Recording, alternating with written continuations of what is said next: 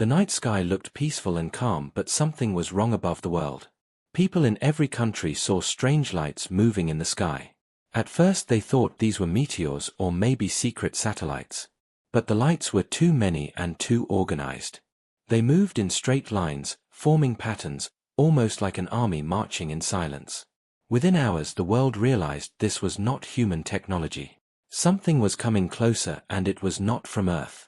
Governments tried to calm the people. News anchors said maybe this was a scientific event. But fear was already spreading.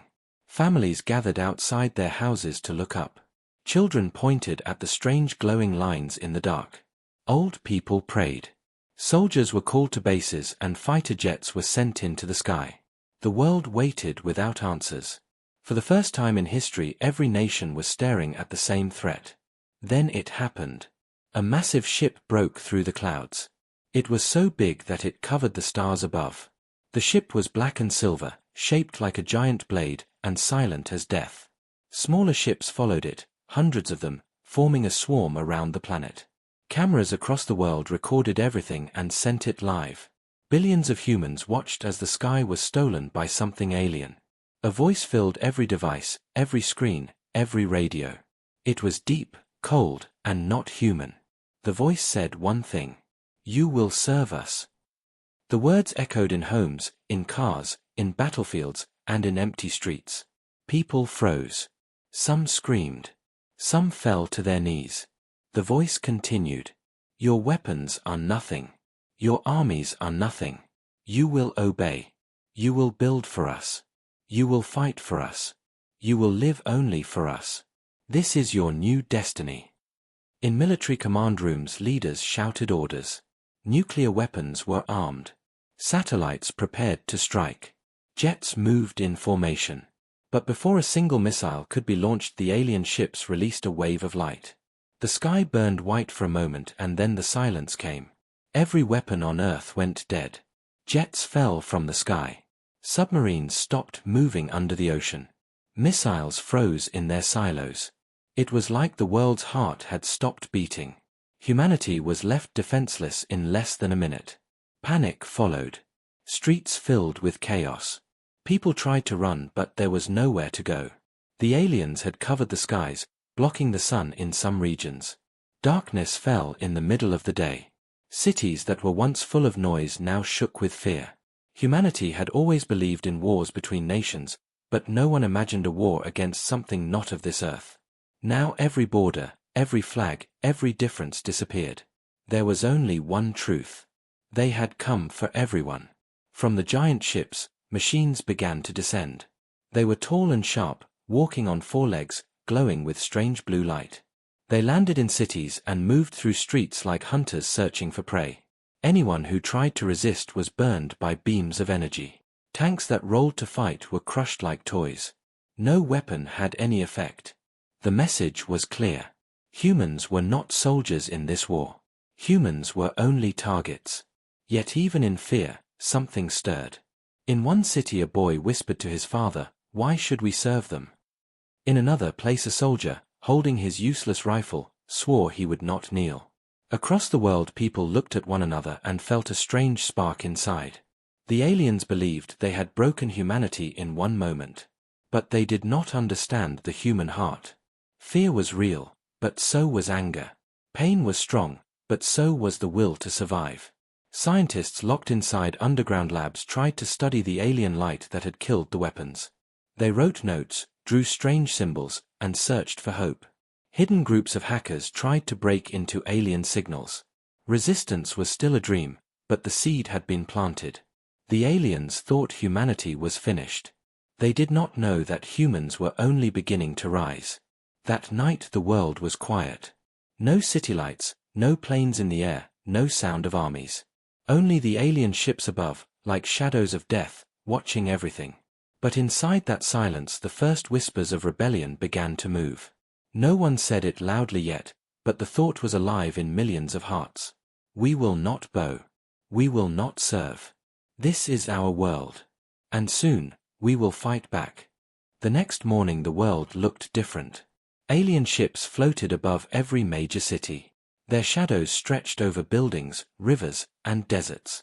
People woke not to the sound of alarms or traffic but to the hum of alien machines. It was a sound that reminded them they were no longer free. Humanity had been conquered in a single night. The aliens began their work quickly. Strange machines landed in city squares and fields. They unfolded into tall structures of black metal, glowing with blue lines. These machines released pulses that kept all human technology useless. Cars stopped. Planes never flew again. Radios filled with static. Humanity had been pushed back to silence and fear.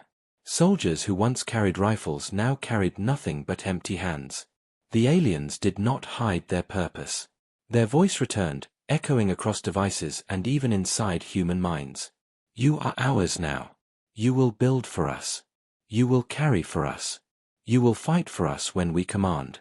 Obey, and live. Then the smaller ships released flying drones. The drones carried beams of light that scanned the streets. They searched for humans and pushed them into groups. Families were torn apart. Parents screamed as children were dragged away.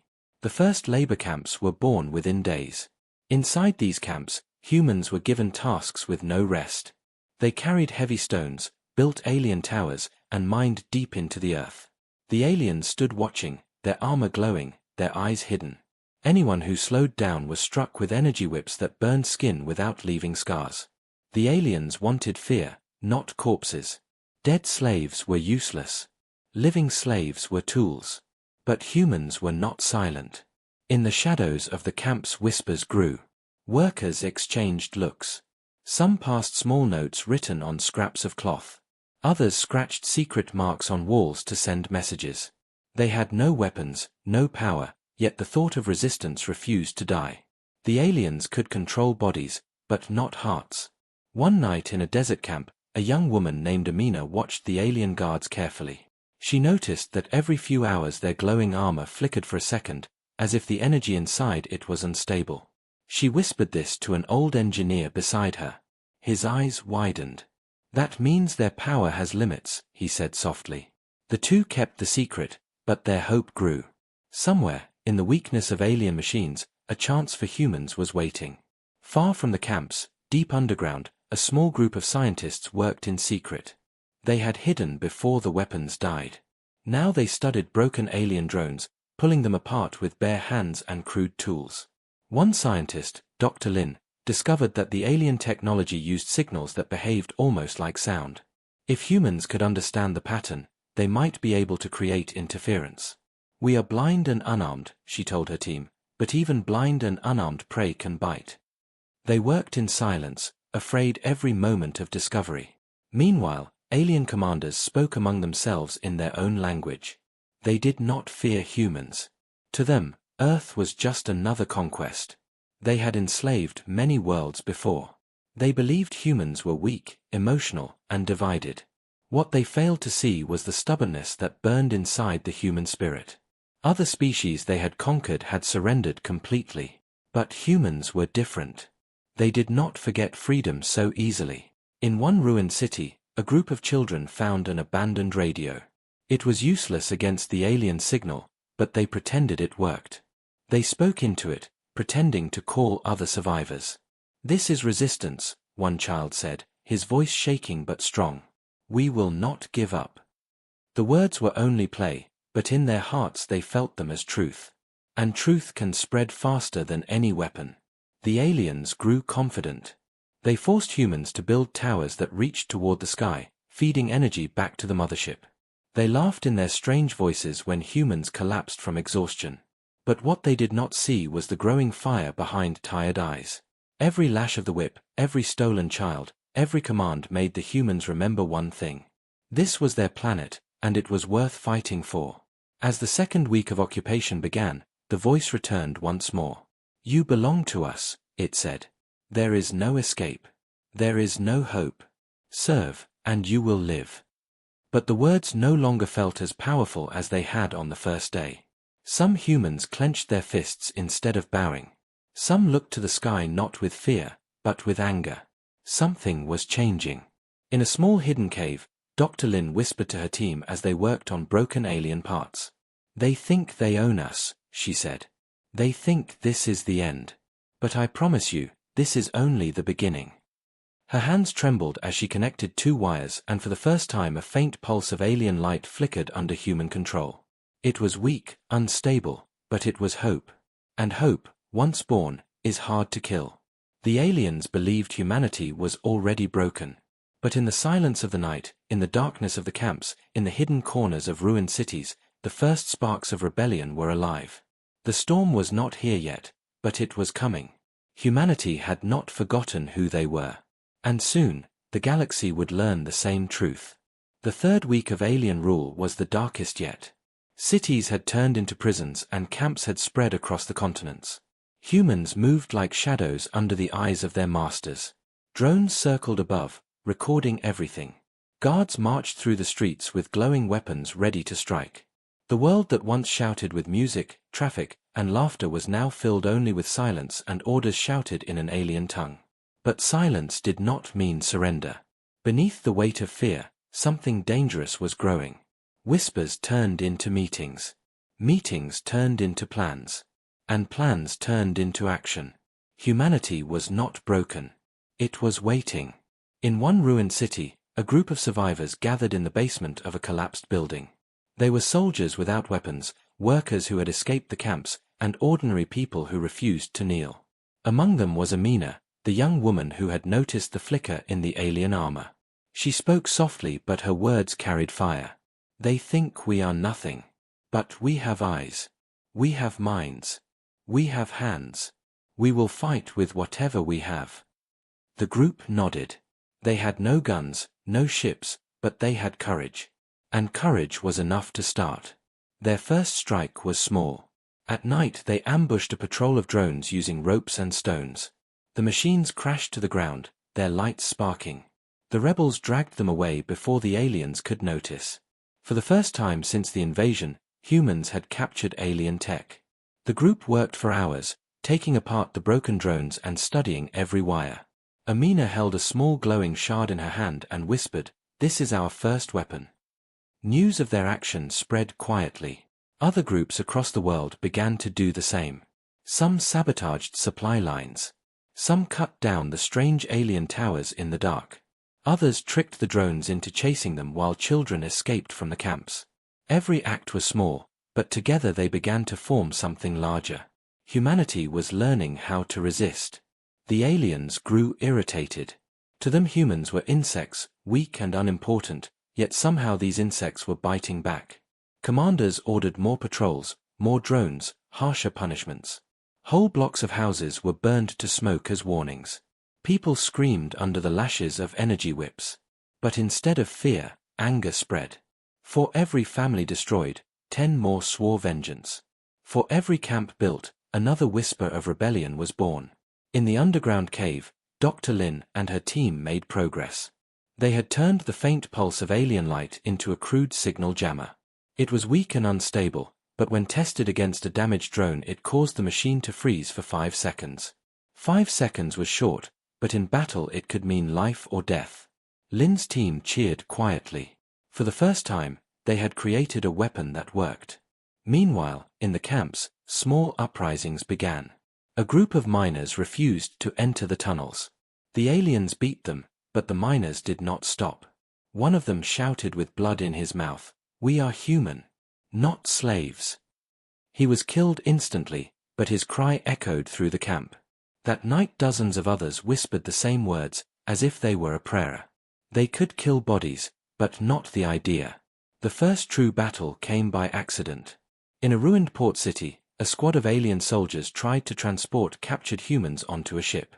But the rebels were waiting. They threw firebombs made from bottles and fuel. Flames roared around the dock.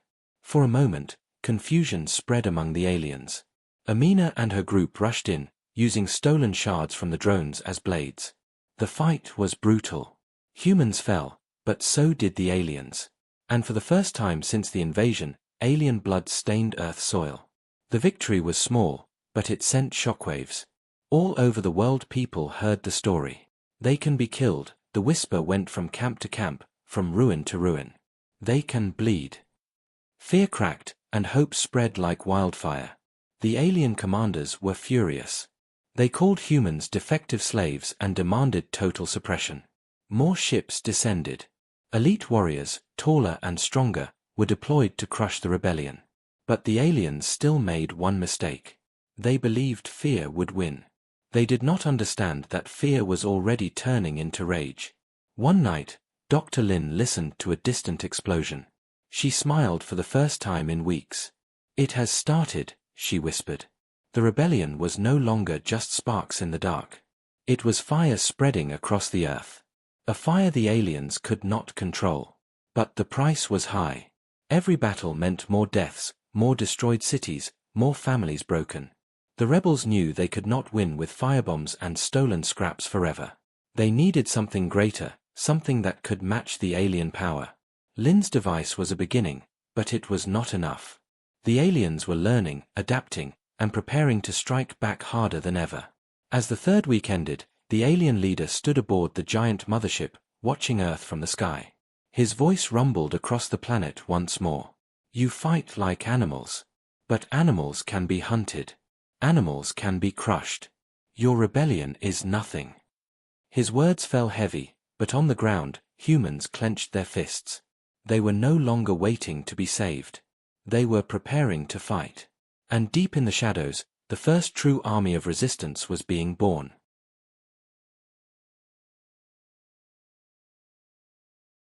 The rebellion was no longer hidden whispers.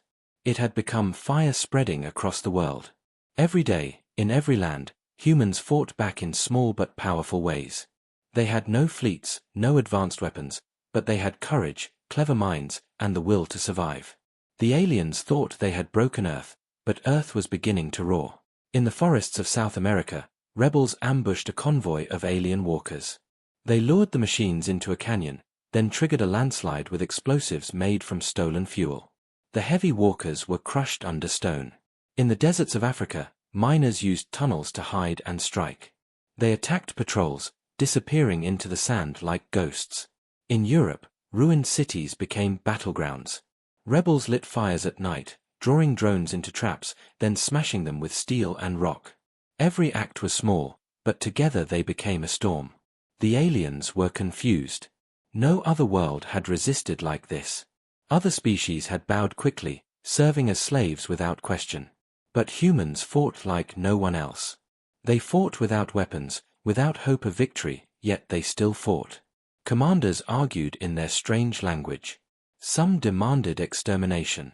Others warned that killing too many would make Earth useless as a labor world. In their pride, they believed rebellion could still be crushed. They did not realize they were teaching humans how to win. Amina's group grew larger. Survivors came from nearby villages and ruined towns, bringing scraps of alien tech and stories of battles. Some had lost everything, families, homes, freedom, but they carried anger inside them. Amina told them, "We are not slaves. We are warriors." She led raids on patrols, rescued prisoners from camps, and spread the message of resistance. Her name became a symbol, whispered across the continent. People said, "If Amina still fights, then so can we." In the underground lab, Dr. Lin's team worked day and night. Their jammer device was stronger now. It could freeze a drone for 30 seconds instead of 5. 30 seconds meant the difference between life and death in battle. Lin sent the design to rebel groups through secret couriers. Soon, homemade jammers appeared in the hands of fighters across the world. For the first time, humans had a weapon the aliens feared. The first major clash came in Asia. Thousands of humans rose at once, striking a massive labor camp.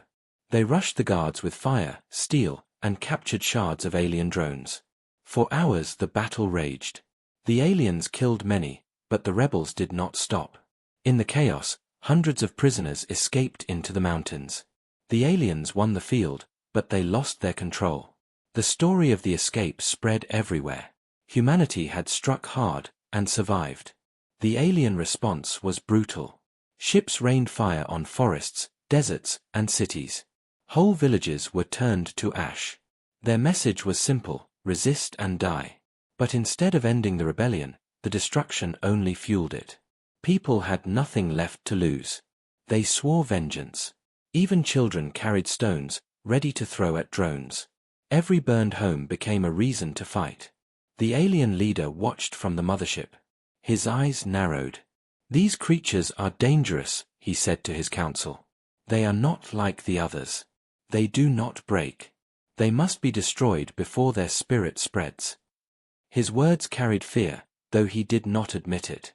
For the first time, the conquerors felt threatened. Amina's group struck again, this time targeting an alien supply ship that had landed to gather resources. They used stolen jammers to disable its guards, then set fire to its engines. The explosion lit the night sky like a second sun. The humans cheered as the alien wreck burned. It was more than a victory. It was proof that the giants could fall. Dr. Lin listened to the news of the explosion. Her hands shook with hope. "They can be beaten," she whispered. But she also knew the danger. The more victories humans won, the more desperate the aliens would become. A final clash was coming, and it would be unlike anything Earth had seen before.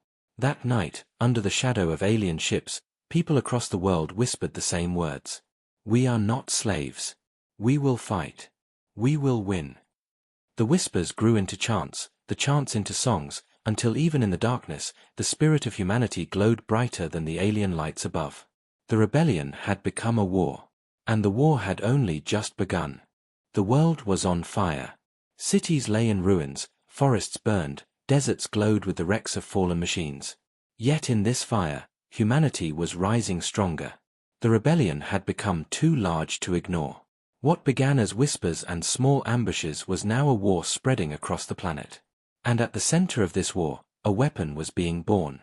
Dr. Lin and her team worked without sleep in the hidden lab. Every captured drone, every stolen shard of alien metal, every flicker of unstable energy became a clue. After weeks of trial and failure, they finally built a device that could do more than freeze drones. It could break through the alien shields. The first test was terrifying.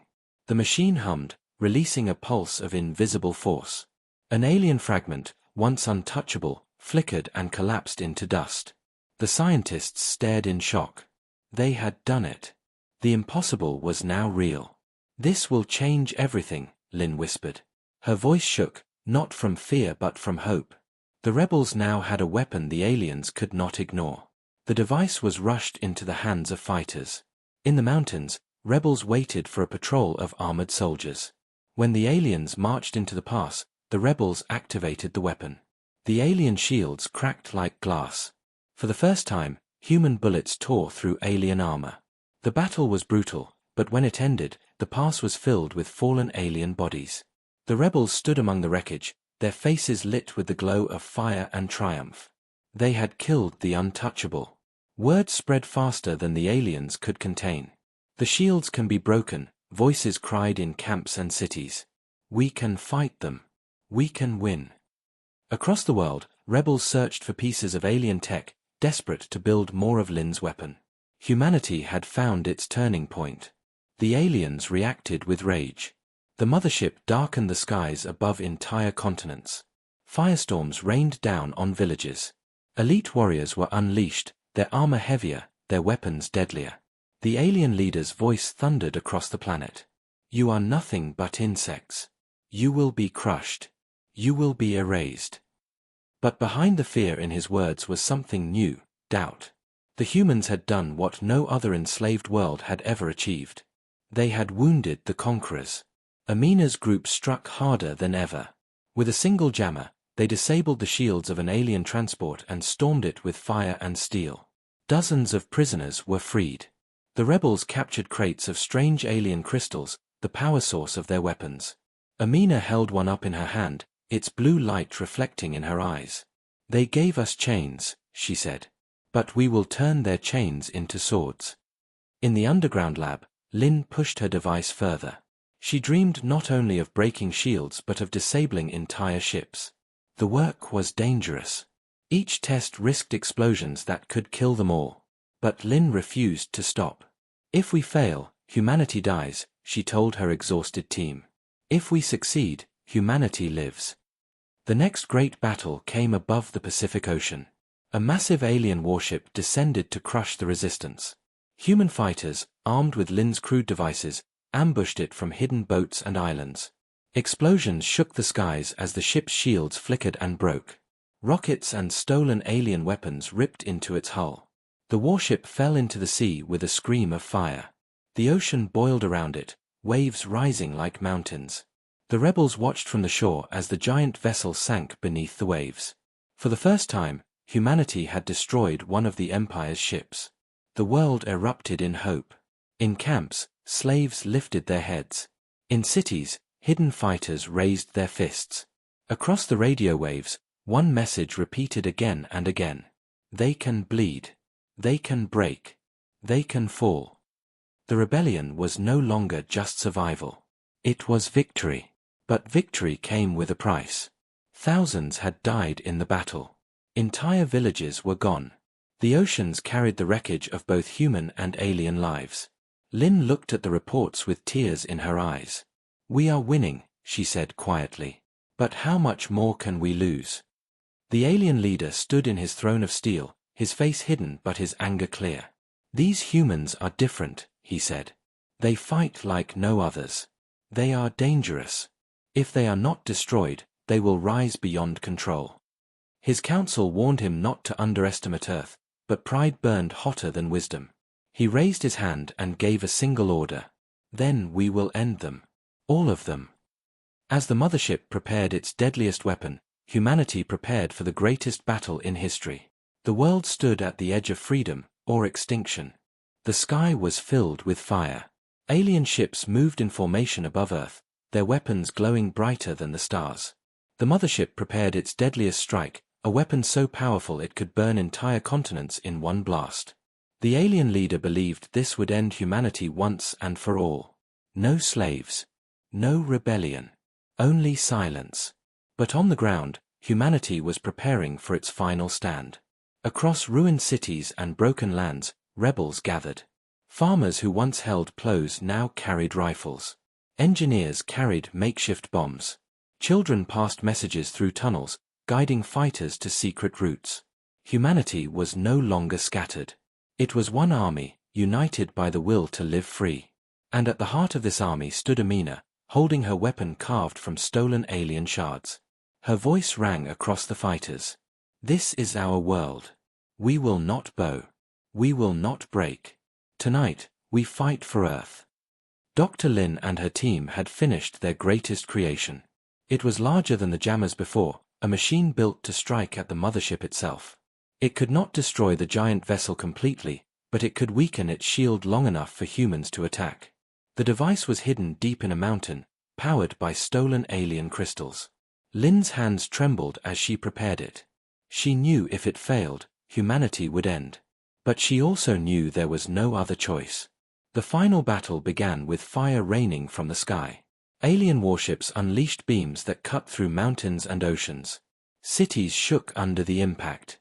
Yet humans did not run. Anti-air fire from captured alien weapons filled the sky. Small ships, built from broken parts, launched into the air. They were fragile, but they carried bombs and the courage of those inside them. For the first time in history, Earth's skies were filled with human and alien ships clashing in the same war. On the ground, Amina led her fighters into the heart of a burning city. Alien walkers marched through the streets, crushing rubble under their metal feet. The rebels rushed forward, activating Lin's smaller jammers. The shields of the walkers cracked, and with a roar of defiance, humans swarmed them, throwing fire and steel until the giants collapsed in flames. The ground shook with victory. For every human that fell, 10 more rose. High above, the mothership prepared to fire its superweapon. The alien leader's voice echoed once more. "You are insects. This world is ours." But his words were drowned out by the pulse of Lin's great device. A wave of invisible force tore through the sky. The shield of the mothership flickered, sparks bursting across its surface. For the first time, the conqueror was vulnerable. The signal was sent to all fighters. Now. Strike now. Human ships, fragile but fearless, rose into the sky. Rockets and bombs slammed into the mothership. Explosions ripped across its massive hull. The aliens fought back with fury, but their weapons could not stop the storm. For the first time, the hunters were hunted. Inside the chaos, Amina and her fighters stormed an alien command center. They battled through waves of drones and soldiers, their hearts burning with rage and hope. Amina herself faced one of the elite warriors, taller and stronger than any human. Her weapon cracked his shield, and with every strike she screamed, "For Earth!" Finally, the giant fell, his blood spilling across the broken floor.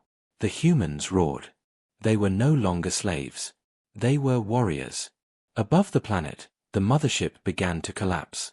Flames tore through its body, pieces falling like meteors into the ocean. The alien leader screamed in fury, but his voice was lost in the fire. With one final explosion, the mothership broke apart, its wreckage scattering across the sky. For the first time since the invasion began, the stars returned, shining freely over Earth. The silence that followed was not fear. It was victory. Rebels across the world dropped their weapons and lifted their hands to the sky. Families reunited in tears. Survivors in camps tore down the alien towers. Children laughed again, their voices carrying across the ruins. Humanity had won, though at a terrible cost. Dr. Lin stood before her shattered machine, her face streaked with dirt and tears. She whispered, "We did it. We are free." Amina, standing with her fighters, raised the captured alien shard high above her head. Her voice was strong, unbroken. "Let the galaxy hear us. We are not slaves. We are human." And far beyond Earth, in the darkness of space, other enslaved worlds listened. They heard the story of a small planet that had defied the conquerors. They heard the story of humans, fragile but unbroken. And in their hearts, new fires of rebellion began to burn. Earth was free. But the war was not over. It had only just begun. Humanity had claimed its place in the stars, and the galaxy would never forget the day the humans fought back.